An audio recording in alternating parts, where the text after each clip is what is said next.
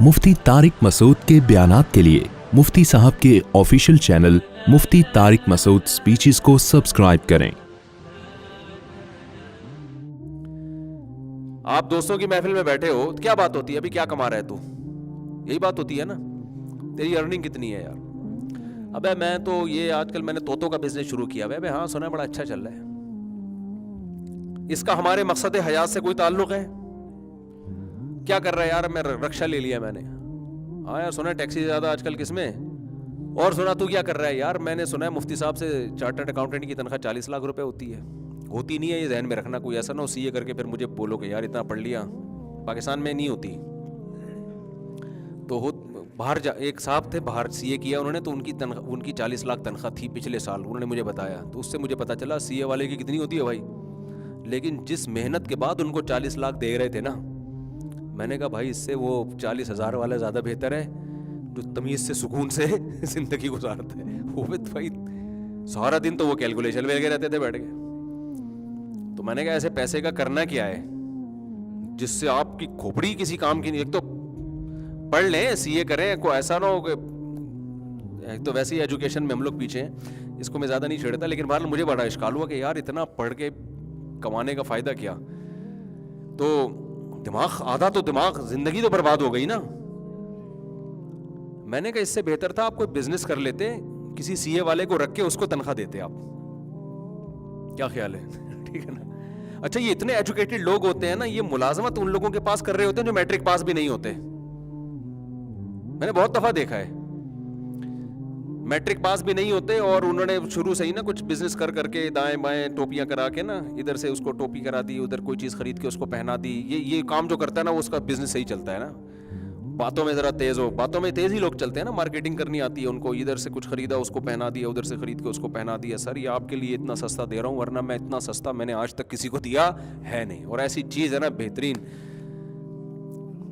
तो वो पहना पहना के वो लाखोंपति बन जाता है, मैट्रिक पास होता है, फिर वो सीए वालों को तलाश कर रहा होता है। यार कंपनी बना ली होती है, सब फितरत उसको सिखा देती है चीज़ें।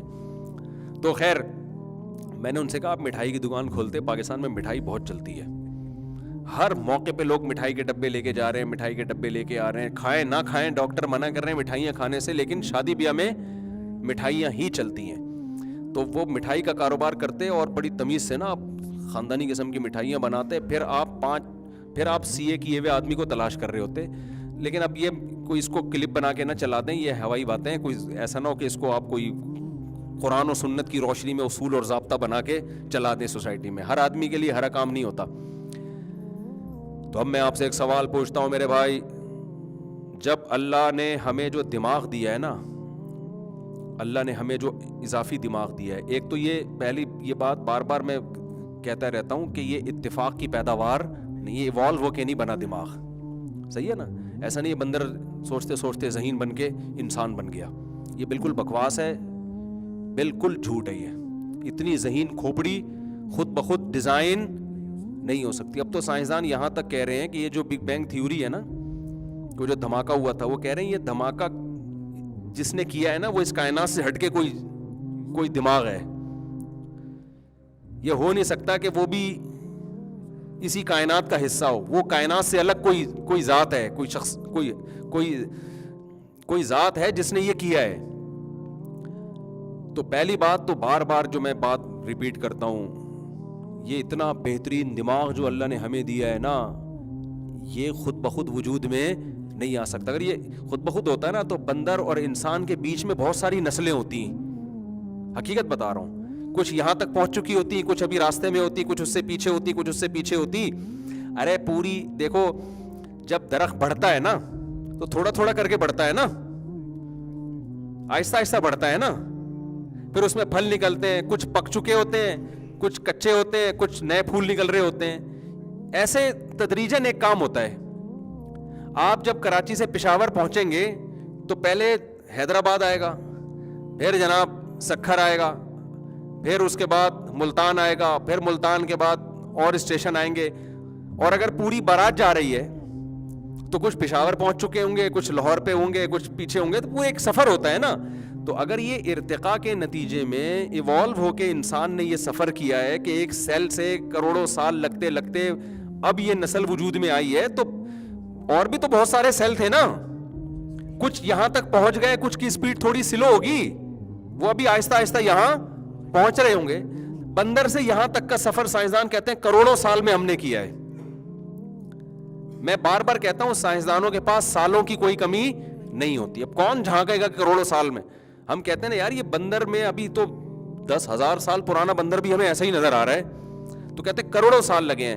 تو اس کروڑوں سال میں کچھ بندر یہاں تک پہنچ گئے, وسیم بھائی بن گئے, غفار بھائی بن گئے, ستار بھائی بن گئے. کچھ بندر راستے میں بھی تو ہونے چاہیے نا, جو آدھے انسان ہیں آدھے بندر ہیں.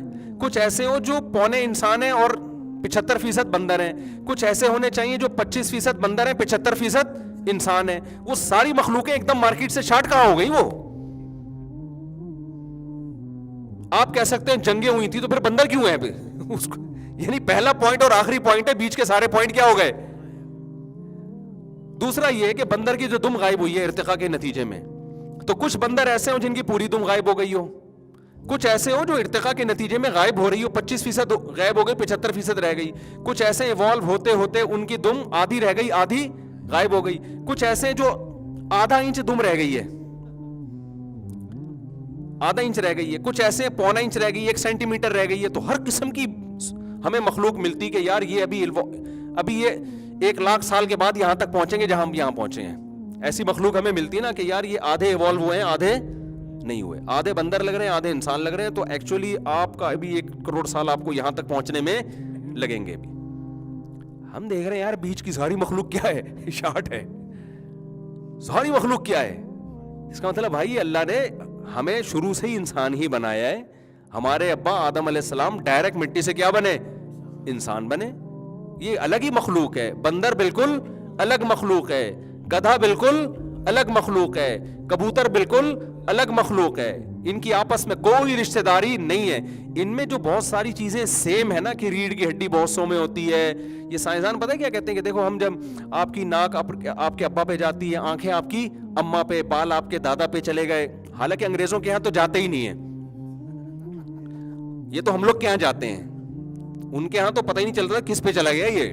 یعنی وہ تو پھر تحقیق ہوتی ہے, پھر وہ بہرحال وہ اب ان کے مسئلہ ہے, وہ زیادہ بہتر جانتے ہیں, ٹھیک ہے نا. ان کے ہاں تو ابے یار میرے بیان گورے بھی سن رہے ہوتے ہیں, پھر وہ کوئی گورا سنے تو پیش کی معذرت سے لطیفے کی حد تک سنا رہا ہوں میں. وہ ایک آدمی کا بچہ پیدا ہوا نا, تو وہی تھا, ذرا لبرل ٹائپ کے تھے, وہ نام نہاد لبرل جسے کہتے ہیں. ان کے ہاں سب براڈ مائنڈیڈ ٹائپ کے تھے. تو 10 بچے پیدا ہو گئے, سب کی شکل سیم تھی. جب 11واں پیدا ہوا نا تو 10 سے بالکل ڈفرینٹ تھا وہ. اس کو بیوی پہ شک ہوا, یار یہ الگ, مجھے لگ رہا ہے یہ بیٹا کچھ گڑبڑ لگ رہی ہے نا یہ. اب ظاہر ہے بیگم سے پوچھے گا تو پٹے گا, عورت کہے گی مجھ پہ شک کر رہے ہو. تو وہ بیچارہ دل میں ہی رکھا اس نے کہ یار یہ 11واں مجھے اپنا نہیں لگ رہا, بالکل ہی 10 سے ڈفرینٹ ہے یہ. تو جب اس کی موت کا وقت آیا نا تو اس نے بیگم سے پوچھا کہ بیگم اب تو میں مر رہا ہوں, تیرا کیا بگاڑ سکتا ہوں, میرے دل میں خلش ہے, یہ بتا دے یہ 10 بالکل سیم ہے, یہ 11واں بالکل ہی ڈفرینٹ ہے, یہ کس کا ہے؟ اس نے کہا سچ بتاؤں, اس نے کہا صرف یہی تیرا ہے, یہ باقی 10 جو سیم ہے نا یہ کسی کہیں اور سے ڈاؤن لوڈ کیا ہے میں نے, یہ والا جو ہے نا صرف یہ تیرا ہے. تو میں آپ سے ایک بات عرض کر رہا تھا کہ اب ناک جاتی ہے تو اس سے کیا بھئی یہ آپس میں ان کا ریلیشن ہے. تو سائنسدانوں کو یہاں سے دھوکا ہوا, انہوں نے کہا یار یہ ناک دادا سے مل رہی ہے تو اس کا مطلب کوئی بلڈ ریلیشن ہے نا. تو اب دیکھو انہوں نے کہا کہ یار ریڑھ کی ہڈی ہمارے بھی ہے اور گدھے کی بھی ہے, اس کا مطلب آپس میں کوئی ریلیشن, یعنی کوئی ایک ہی سیل ہوگا جس سے یہ وجود میں آئے ہوں گے, جو ڈفرینٹ حصوں میں تقسیم ہو گئے, ڈفرینٹ چیزوں میں تقسیم ہو گئے نا, ایک ہی ہوگا. اور جو ہے وہ اور بہت ساری مخلوق میں ایک دوسرے سے ملتی ہے نا. تو اللہ کے بندو, اگر ہم اس چیز کو مان لیں کہ یہ سیم ہونے کی وجہ سے سب کی اصل ایک ہے, یہ اتنی عجیب و غریب بات ہے کہ یہ اصل ایسے ڈیوائڈ, اتنے ڈفرینٹ چیزوں میں ڈیوائڈ کیوں ہو گئی؟ بے بھائی پوتا دادے جیسا ہوگا تو پورا ویسا ہوگا نا, کیا خیال ہے؟ وہی 2 آنکھیں ہوں گی, وہی ناک ہوگی, وہی کان ہوں گے, تھوڑے سے کان نانا پہ چلے جائیں گے, ناک دادا پہ چلی جائے گی. یہ تو نہیں ہو سکتا نا کہ وہ گھاس کھانے والا پیدا ہو گیا پوتا, ایک الگ ہی مخلوق پیدا ہو گئی, ہواؤں میں اڑ رہی ہے وہ, پوتا پیدا ہوا وہ ہوا میں اڑ رہا ہے, آپ کہہ رہے ہیں کہ یہ ہوا میں اڑ رہا ہے اور دادا تو 2 ٹانگوں پہ چلنے والے ہیں, لیکن چونکہ وہ باجرہ کھاتا ہے اور یہ گھاس کھاتے ہیں یا یہ روٹی کھاتے ہیں, کھانے میں دونوں کیا ہے, دونوں کو چونکہ خوراک کی ضرورت ہے, لہذا لگتا ہے ان کا آپس میں کوئی ریلیشن ہے. یہ بہت بڑی پھینکی ہے, سمجھ میں نہیں آ رہی بات. یہ اس لیے کہ جب آپ کو کوئی چیز کو ایکسپلین کر نہیں پا رہے, آپ نے خود یہ ٹھان لیے کہ خدا کو آپ ڈکشنری سے نکالیں, تو ایک فلسفہ آپ نے بیٹھے بیٹھے گڑھ لیا کہ جہاں بھی ہمیں سملیرٹی نظر آئے گی تو ہم نے یہ فرض کر لینا ہے کہ ان سب کی اصل کیا ہے, ایک ہے. یہ فرضی چیزیں ہیں. اور مجھے ایک پنجاب میں ایک بڑے پروفیسر ملے جو یورپ میں رہے ہیں, تو انہوں نے کہا کہ میرے جو یورپ میں نا یونیورسٹی میں وہ ایتھیزم پڑھایا جا رہا تھا, تو انہوں نے کہا کہ یہ خدا ودا نہیں ہے, اس طرح کی کوئی باتیں کر رہے. تو پھر انہوں نے کہا کسی کو کوئی سوال ہے تو بتائے. تو کہتے ہیں میں نے ہاتھ کھڑا کیا, سر میرا ایک سوال ہے, گورے کے سامنے. انہوں نے کہا جی کیا سوال ہے؟ میں نے کہا سر یہ نظریہ بالکل غلط ہے. یہ نظریہ کیا ہے؟ بالکل غلط ہے. کہ یہ جو یہ وہی باتیں کر رہے تھے نا وہ پروفیسر جو گورا تھا, کہ ان میں بہت ساری چیزیں سملر ہیں, تو اس کا مطلب ان کی اصل کیا ہے, ایک ہی ہے, یہ ایک ہی خاندان سے چلے ہیں سارے, بہت سارے حصوں میں ڈیوائڈ ہو گئے. میں نے کہا سر یہ بالکل غلط ہے. تو کہتے ہیں, اس نے پوچھا کیوں غلط ہے؟ کہتے ہیں میں نے کہا 200 سال پہلے ڈارون نے یہ کہا تھا اور اب تک یہ ثابت نہیں ہو سکا ہے. 200 سال سے سائنسدان زور لگا رہے ہیں اس کو ثابت کرنے کے لیے, اور اب تک یہ تھیوری ہی ہے, نظریہ ہی ہے, اب تک ریسرچ سے ثابت. تو 200 سال بہت ہوتے ہیں کسی چیز پہ تحقیق کرنے کے لیے. نہیں آئی میرا خیال ہے. دیکھو زید نے دعویٰ کیا کہ وسیم نے میرے پیسے چرائے ہیں. زید نے دعویٰ کیا کہ وسیم نے میرے پیسے چرائے ہیں. عدالت نے زید سے کہا تو ثبوت لے کر آ. 200 سال لگ گئے, نہ گواہ مل رہے ہیں. عدالت نے کہا چلو یار تم کہہ رہے ہو کہ فلاں جگہ چوری کی ہے, وہاں جا کے ہم دیکھتے ہیں, وہاں کچھ شاید آثار نظر آئیں. پھر عدالت نے کہا چلو یار ہو سکتا ہے کہ وسیم تحقیق کرتے ہیں غریب آدمی ہو, اگر غریب ہے تو ممکن ہے اس نے چوری کر لی, پتہ چلا وہ تو کروڑ پتی آدمی ہے.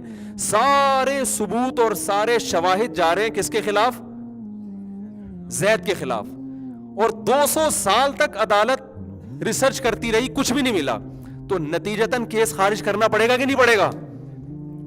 جب ڈارون نے یہ پھینکی تھی نا لمبی کہ یار یہ مور, کبوتر, گدے, گھوڑے, کتے, یہ سب ایک سیل تھا جس سے پودے بھی وجود میں آ گئے, گدے گھوڑے بھی وجود میں آ گئے, انسان بھی وجود میں آ گیا, اور یہ ساری چیزیں یہ ایوالو ہوتے ہوتے وجود میں آ گئی. اس کے بعد سائنسدانوں کے پاس 200 سال تھے اس پہ تحقیق کرنے کے لیے کہ ڈارون نے پھینکی ہے یا سچ کا ہے.